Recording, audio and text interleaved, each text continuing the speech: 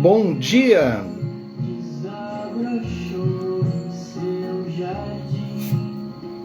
Começando mais um Despertando com Dharma. Bom dia, Mauro! Bom dia, Jaque, tudo bem? Oi, Sinara! O Mauro e a Sinara entraram juntos, estão de plantão, no mínimo, né? Bom dia, Marina, tudo bem? Oi, Silvia, bom dia, Rúbia. Começando o Despertando com Dharma, hoje número 30, são 30 dias. A gente está ouvindo, um amigo meu me mandou ontem a playlist dele do Spotify. Ele é lá de Santa Cruz, aqui uma cidade perto de Lajeado. Bom dia, Fabiola. Oi, Marisa. E ele me mandou a playlist dele, tem ouvido Despertando com Dharma. Eu conheci ele num retiro, é o Augusto Guetter. E ele faz umas músicas mais na vibe do Dharma, assim, né? Com essa vibe yoga. Né? Bom dia, Rosa. Oi, Cris, Priscila, Nath. E são só 4 musiquinhas, chama Swadharma. Escreve SVA Dharma. Mas vai estar ali no Spotify, vai estar na playlist do Despertando com Dharma, para quem quiser seguir ele e compartilhar essa rede do bem, assim. Certo? Isso, da cidade do Mauro, hein? Bom dia, Maria. Eu lembrei quando falei aqui, eu lembrei da tua cidade.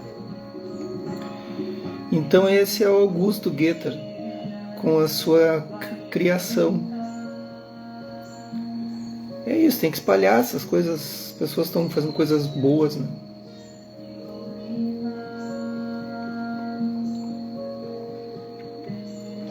Muito bem.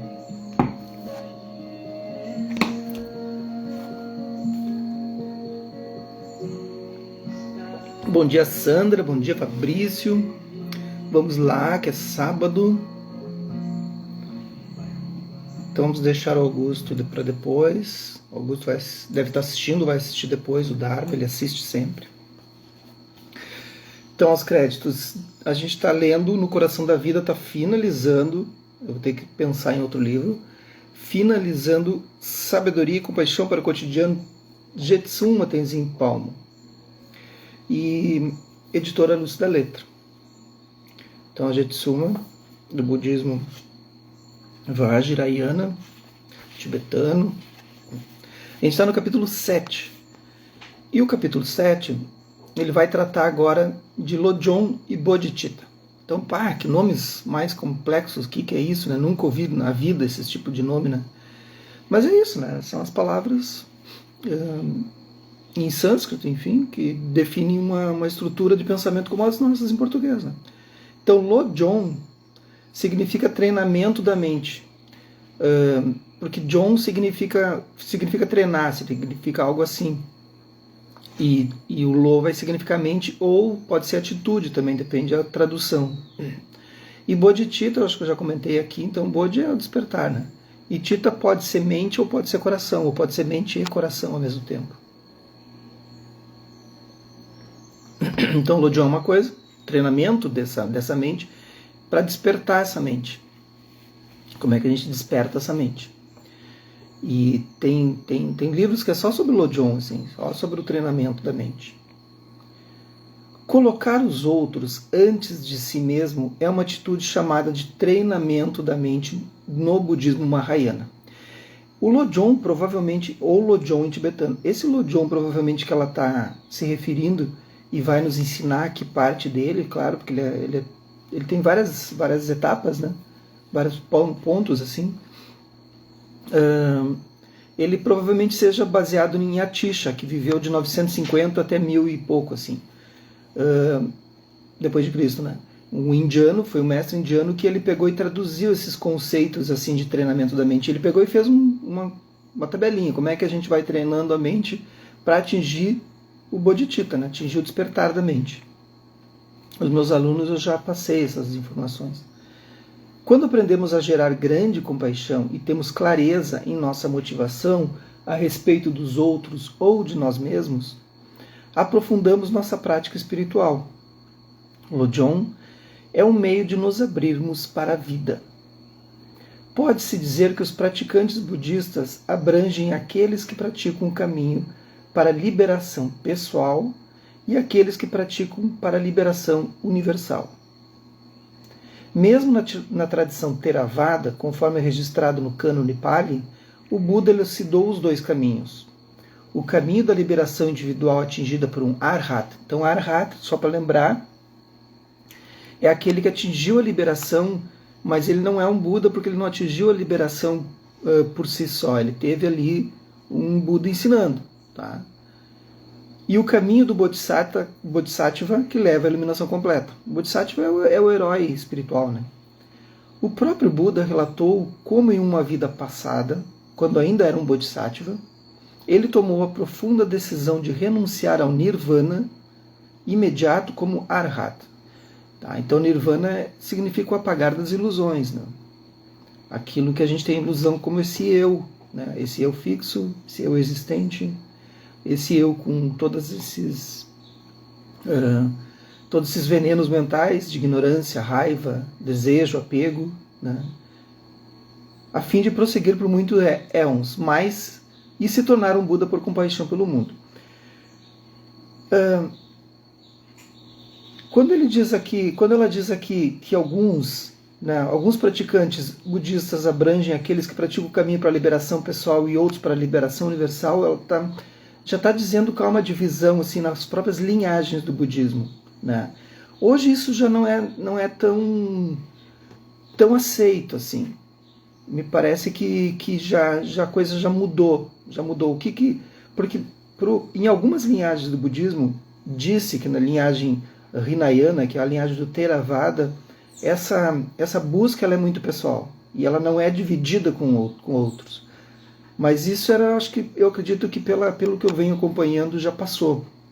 E o Mahayana, que é o grande veículo, é uma busca universal. Então é um ônibus, né? Tá todo mundo ali nesse coletivo. E essa busca é isso, é tu encontrar esse caminho como eu encontrei e aí repassar para os outros. Eu estou no caminho Mahayana, né? Então tu encontra um caminho, tu diz, tem umas histórias aí que é o Dharma, né? O Dharma do budismo e pode ser que te ajude. Tá? Não vai falar em Deus, não vai falar em coisas, vai falar sobre a mente. Né? Vai tirar as dúvidas que nós temos da mente, mas tu vai ter que trabalhar muito, tu vai ter que ralar. Né? Já no Theravada, embora tenha mudado, essa busca lá é totalmente individual. Após o Buda entrar para o Mahaparinirvana, ou seja, morrer, foi convocado um conselho budista com 500 arhats. Então isso aconteceu. O cânone básico foi recitado. Então cada um recitava as passagens que iam lembrando mais importantes dos ensinamentos do Buda. Né? E os arhats concordaram sobre o que seria incluído. Porém, já naquele tempo, conforme é registrado no cânone, ao final da recitação de um grupo de monges chamado Mahasangha, o Maha grande, né? Grande Sangha, ou grande comunidade, disse, bem, está tudo muito bom, e vocês recitaram muito bem, mas não foi assim que ouvimos. E daí já deu, o Buda recém tinha morrido, já deu problema. Não foi isso que ouvimos o Buda dizer. Podem ir em frente com a versão de vocês. Nós manteremos a nossa. Obrigado. E aí houve uma cisão na Sangha. E foram embora. O curioso é que, na verdade, não sabemos quem eram essas pessoas. O que elas ouviram? A sua versão parece ter se extinguido, a menos que tenha sido incorporada a tradições posteriores. Depois do Mahaparinirvana do Buda, os monges partiram em todas as direções da Índia. Então imagina, né? Tu está ali junto com o Buda, uma figura extremamente inteligentíssima, assim, com um nível de compreensão do universo e das leis da mente, do próprio universo mesmo, complexo como é. E esses monges, a grande maioria deles, acompanhou o Buda por 45 anos, assim, peregrinando, ouvindo, e ele mesmo aumentando a sua capacidade de retroalimentar esse conhecimento, né? E gerando sutras, gerando conhecimentos super complexos, super importantes assim, sobre a mente, e que até hoje está sendo estudado. Imagine isso, assim, imagina tu ter uma ideia, tá? Nós, que pessoas comuns, todos nós, Aí a gente tem um insight, tem um conhecimento de algo, uma compreensão de algo, né? E aí tu começa a desdobrar aquilo, abre vários links, links. Diz, pá, eu tive uma ideia. E aí tu lança isso num artigo científico, né? Porque hoje é assim, coloca ali, lança na internet e vê se vai dar algum bolo, assim, né? Aí tu ganha um prêmio Nobel, tu ganha algumas coisas, e aquilo começa a repercutir por mais, no mínimo, mais uns 3.000 anos, que é o que está acontecendo. O que tu acha dessa ideia? E até hoje, não é assim nós aqui estamos lendo de uma forma mais... Nós estamos lendo da forma digerível, né? Que é a forma que dá pra gente entender. Mas os textos complexos que a gente lê, enfim, são lidos por neurocientistas, por todo mundo que está tentando compreender o que ele disse. E tentando aplicar na ciência, tentando aplicar em análise do cérebro, tentando aplicar para o bem-estar das pessoas, na psicologia, na psicanálise, em todos os meios, na física, tentando entender o que o Buda estava dizendo quando ele falava sobre física, sobre política. Tem também a área da política que o Buda falava. Então imagine, se tu tem uma grande ideia, lança para o universo e aí impacta. Aí as pessoas dizem, não, esse negócio de budismo aí, meditação, isso aí não deve funcionar. Pá, como não, gente? Pensa bem. Depois do Mahaparinirvana do Buda, os monges partiram em todas as direções da Índia. E em um período relativamente curto, foram desenvolvidas as chamadas 18 escolas. Essas escolas conservaram os sutras em diferentes linguagens. Deve-se entender que o Buda provavelmente não falava Pali, que penso ser um dialeto do oeste da Índia. Os historiadores acham que o Buda falava Prákrito. Mas, em todo caso, a maioria das diferentes linguagens conservou seus sutras em sânscrito, o idioma literário da época. Contudo, o Pali e o sânscrito são muito parecidos. O idioma literário da época. Contudo, durante 300 anos, ninguém redigiu o cânone, que foi memorizado e transmitido oralmente. Então, essa era a maneira que era transmitido naquela época, porque tem técnicas para essa mnemônica, assim, né? Para passar essa informação. Técnicas mnemônicas para passar isso. Nada é perdido. Acontece que o grande imperador Ashoka seguia, em especial, os ensinamentos do cânone Pali da escola Theravada. Por isso, quando seu filho, que era monge Arhat, foi mandado para Sri Lanka, essa escola foi transmitida para lá. Por fim, espalhou-se para a Tailândia, para a Birmânia, para o Camboja, pelo Laos e pelos outros locais. O budismo da Birmânia, que eu já tive contato, já estudei, já pratiquei muito e pratico até hoje, né, o budismo Theravada, que foi que abriu minha mente de um jeito foi uma machadada, assim. Foi algo que explodiu a minha mente. Camboja e pelo Laos e por outros locais. Mais tarde, quando o budismo foi se extinguindo na Índia, as únicas linhagens das 18 escolas que ainda restavam no mundo eram a Theravada, e aquelas que chegaram ao leste da Ásia, como China e Tibete, e lá foram preservadas. Então ela vai dando essa visão histórica que é importante aqui para tentar explicar o que é o treinamento da mente.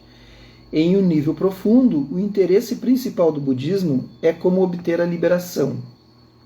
Isso significa que, seja qual for o país budista para o qual se vá, verifica-se que por trás do protocolo ético e social de ser budista naquele lugar, existe o entendimento de que nossa mente é deludida e precisa ser liberada.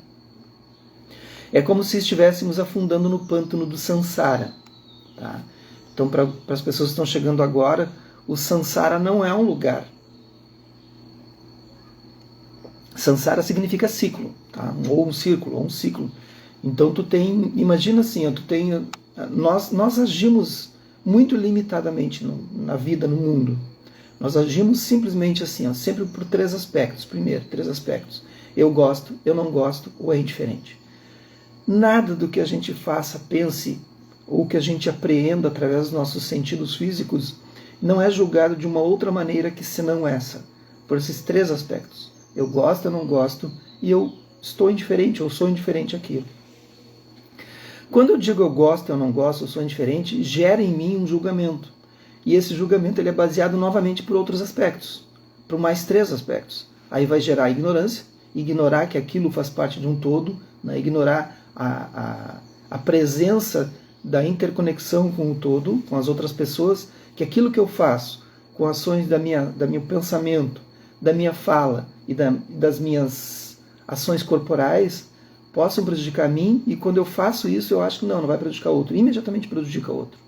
Os impactos que nós temos com a nossa fala, com as nossas atitudes, né? Isso impacta imediatamente outras pessoas. Ignorância, raiva, né? Então eu vou agir através da raiva, da violência, né? Ou vou agir através do apego. Então a gente faz isso o dia inteiro, o tempo todo, para qualquer coisa. Por quê? Porque a gente tem uma proteção desse eu, desse ego que nós temos como eu.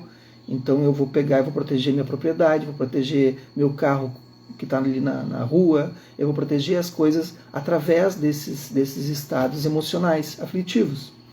E aí eu circulo pelo mundo dessa maneira.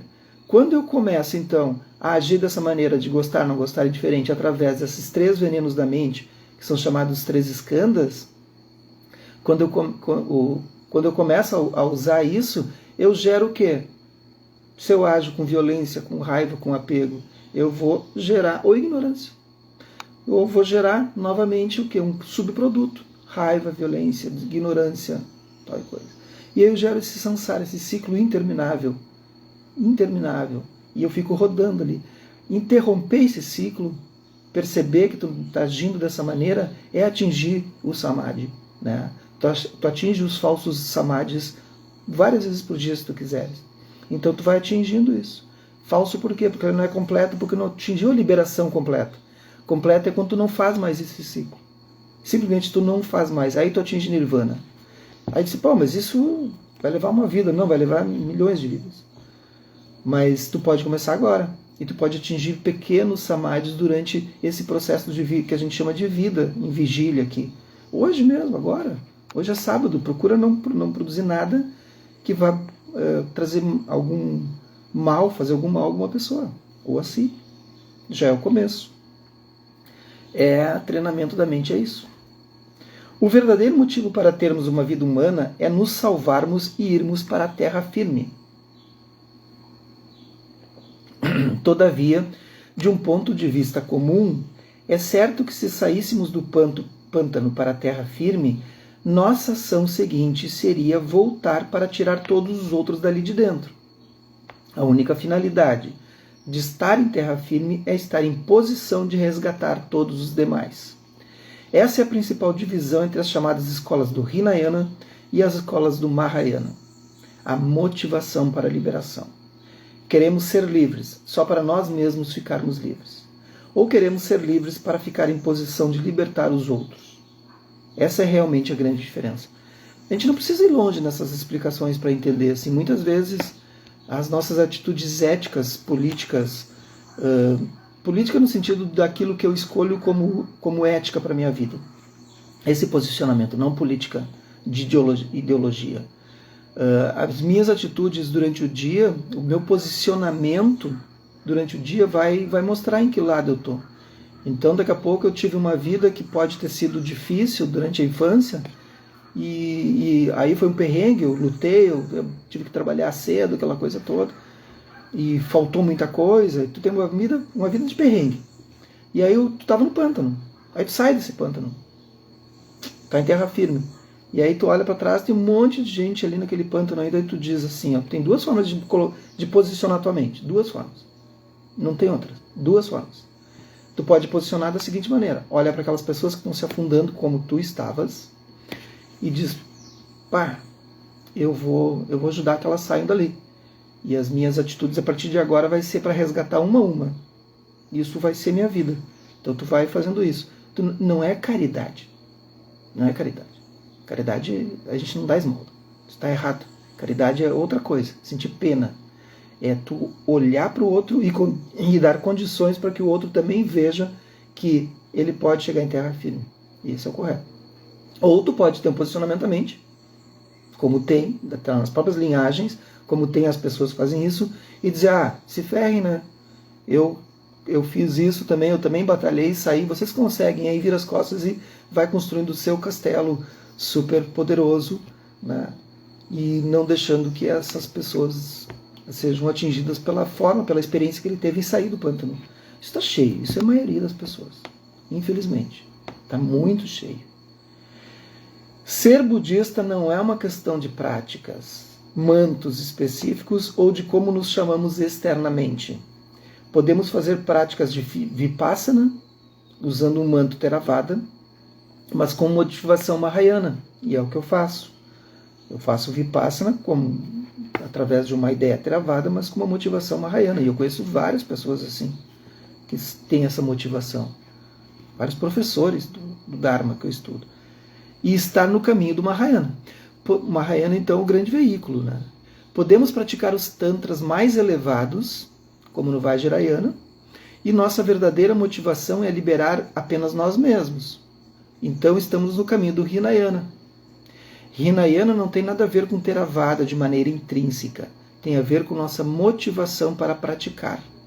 Conheço muitos monges e monjas no Theravada que fizeram o voto de Bodhisattva, e até mesmo alguns monges e monjas católicos que também fizeram esse voto.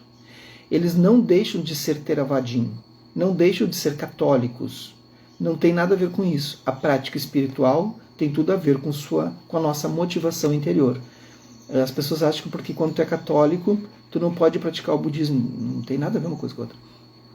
E em algum momento vai ter. Tá? Em algum momento pode dar alguma confusão. Né? Porque pela relação que não existe um Deus. Mas tudo bem. Mas os ensinamentos, eu já ensinei freis a prática do budismo. Já tive como pessoas para poder passar essa informação. Nascemos interminavelmente no Sansara, em milhões de épocas e em todos os reinos da existência. Nascemos não só como humanos, mas como animais, insetos, deuses, seres dos reinos infernais, fantasmas ou qualquer coisa que possamos imaginar. Todos nós passamos por isso repetidas vezes. E ao longo de todas essas incontáveis vidas, estivemos interconectados com todos os seres. Todos os seres foram nossa mãe em algum momento. Portanto, temos uma conexão íntima e profunda com cada ser senciente. Mas esquecemos disso. Agora, quando encontramos os outros, parecemos estranhos. Todavia, assim como desejamos cuidar de nossa mãe e liberá-la nesta vida, podemos entender nosso desejo para incluir todos os seres sencientes. Naturalmente, surge então a pergunta: qual é a melhor e mais duradoura forma de podermos ser de benefício para nossa mãe, não só nessa vida, mas ao longo de vida sem fim? Claro que o melhor jeito de ajudar é providenciar para que nossa mãe atinja a liberação do ciclo infindável de nascimento e morte. Podemos providenciar para que ela fique a salvo e em terra firme. Mas como podemos liberar os outros quando nós mesmos ainda estamos presos no Sansara? Para isso fazemos o voto de atingir a iluminação para o bem de todos os seres sencientes, nossas mães. Entenderam? Todos os seres que têm, eles precisam de algum olhar, de alguém que já está com algum voto de liberação. Então a gente faz um voto de liberação quando a gente entra no budismo. Né? Não todos, né? Mas a gente faz esse voto fazendo com que todas as pessoas percebam o caminho. Toda a nossa atitude em relação à vida muda quando nos abrimos para o voto do Bodhisattva, o guerreiro espiritual. E guerreiro espiritual não tem nada a ver com religião, sempre friso isso, é espiritual. Significa que nosso progresso espiritual se desenrola para o bem dos outros. Sim, nos beneficiamos, mas a intenção última é nos prepararmos para realmente podermos ser de benefício para os outros.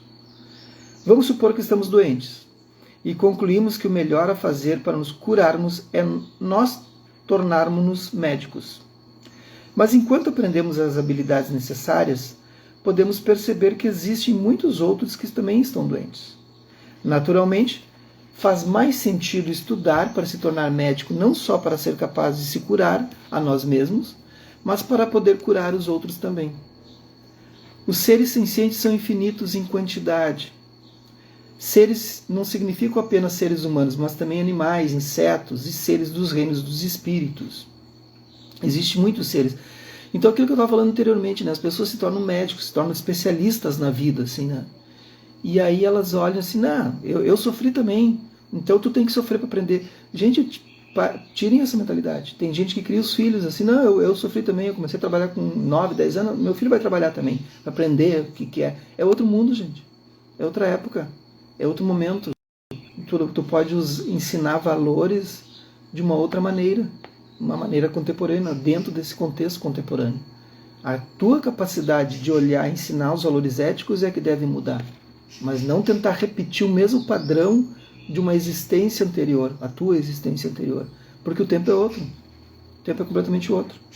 E as pessoas insistem em usar essa ideia ultrapassada, assim, né? Eu sofri, então ele tem que sofrer também. O outro tem que sofrer também. Não, ninguém vem para o mundo para sofrer. Se tu aprendeu o caminho do não sofrimento, ensina para o outro. Estende a mão, mostra. Trabalha junto com o outro. Coloca as tuas habilidades. Na religião católica vão chamar das moedas, né? Das vocações. Então tu recebe as tuas moedas e tu guarda. Né? Tem aquela história dos 3 filhos, né? Cada um usou de uma maneira, né? E teve aquele que multiplicou. Um escondeu porque achou que ia perder. Tem muita gente que esconde suas vocações. Então não esconda. Aprendeu, imediatamente passa isso, porque isso nem é teu. Isso que tu aprendeu tá na nuvem. Né? Não é teu. Todo ensinamento não é nosso. Tudo que a gente está citando aqui, quando eu digo, vamos ver as palavras da Tenzin Palmo, não são delas. Ela apenas condensou para nós, e mesmo ela vai dizer isso. Não é dela isso. Não é da Lúcia da Letra isso. Não é. Então aprendam. Se tu está te sentindo chateado porque eu falei isso de alguma maneira, vai te servir o chapéu quando vê esse vídeo, alguma coisa assim. Não, mas eu tive uma infância difícil, eu tenho que fazer com que os outros percebam isso. Muda o posicionamento da mente. Olha para si. Abraça essa tua criança que sofreu. Dá um abraço nela. Diz, tu teve que passar por isso, foi teu karma. Tu passou por isso para aprender, foi necessário. Mas os outros não precisam. E aí estende a mão. O que tu precisa? Liga para o teu amigo, para o teu irmão, para o teu pai, para tua mãe. Não importa. Diz, olha só, eu aprendi. O que tu precisa que eu posso te mostrar através do que eu sei? Isso é estender a mão. Isso é bodhicitta. É a mente que desperta. Existem tantos seres e não é possível libertar todos em uma só vida. Nem mesmo o Buda conseguiu realizar isso. Nem mesmo ele. Contudo, temos infinitas vidas. E assim buscamos refúgio, não até a vida atual acabar, mas até a iluminação ser alcançada. E todos os seres sencientes serem liberados. É um período de tempo muito longo. Como bodhisattvas no caminho, essa atitude permeia tudo o que fazemos. Toda meditação, todas as nossas preces e ocupações da vida cotidiana. A meta última é avançar espiritualmente e ter condições de beneficiar os outros de verdade. Um exemplo bem simples me vem à mente. Eu costumava fazer uma determinada prática espiritual. Certa noite, estava me sentindo cansada e decidi não me dar ao trabalho de fazê-la. Mas aí pensei, não, espere um pouco. Você não está fazendo isso para o seu bem. Você é uma representante, a substituta de todos os seres do mundo e que não sabem como fazer essa prática. Olha só. Você está fazendo em nome deles. Então, que história é essa de não estar afim esta noite? De estar um pouco cansada. A situação mudou na mesma hora e a energia para prosseguir começou a fluir. Ter apreço pelos outros é uma motivação poderosa. Isso me acontece muitas vezes. E isso é a motivação que às vezes eu tento passar para os alunos. Vocês não estão praticando para vocês, gente. Prática de meditação para liberar a mente dessa ideia deludida, liberar os apegos, desejos mundanos, liberar essa raiva que está contida, liberar essa ideia de procrastinar as coisas, de se achar um coitadinho vitimizado pela sociedade, de parar de ser o reclamão da vida, de liberar dessa depressão que faz com que tu não consiga fazer nada, de te liberar dessa ideia de que tu é menos do que os outros, dessa ideia de que tu não pode ser aquela professora, aquela garia, seja o que for que tu queira ser na vida, com orgulho, com ética, com responsabilidade. de ganhar o teu dinheiro para sustentar, de ganhar muito dinheiro se tu quiser, ou seja, de ser a pessoa que tu queira. A tua ideia de meditação, que quando tu senta para meditar, ela jamais pode ser para ti. Então chega dessa coisa. Eu ouço muitos alunos dizerem: daí eu estava com um pouquinho de preguiça, porque ontem à noite eu saí, e aí eu dormi um pouco mais. A meditação não é para fazer a gente se sentir bem. Quer se sentir bem, come um chocolate. Entende? Corre. Vai sentir ocitocina. A meditação não está aí para te fazer se sentir bem. Ela nunca foi feita para isso. Vai te fazer bem, mas a meditação é para te liberar, para que tu possa olhar e liberar as outras pessoas. Essa é a prática da meditação. Essa é a prática do treinamento da mente. Essa é a prática de despertar de Bodhicitta. Ela não é feita para ti. Chega desse egoísmo de estar de manhã e dizer: hoje eu não consegui fazer porque não sei o quê. Parem com isso. Não, mas durante o dia, meu dia é muito louco, muito apressado. Ninguém entende o louco muito apressado. Isso é uma coisa que a gente cria na nossa mente. A gente quer se achar muito importante. Ninguém é tão importante assim. Ninguém. Desculpe dizer, mas ninguém é. As pessoas se acham super importantes. Nossa, minha agenda é super lotada. Mas não para sentar num bar, né? Você está num bar, tu senta num bar e fica 6 horas sentado tomando um chopp, né? E aí agora para sentar 5 minutos não consegue. Aí não pode. Aí dói. Aí dói tudo. Está sentado 6 horas tomando uma cerveja, fica 3 horas em pé fazendo churrasco, mas aí pode, não cansa. Entende? É esse olhar que a gente tem que ter. Quando eu sento para praticar meditação, eu sento em benefício de todas as pessoas. Porque tendo uma pessoa menos no mundo praticando coisas erradas, coisas ilegais, antiéticas, uma pessoa menos que seja eu que pratico, esse mundo vai melhorar. Então que seja tu.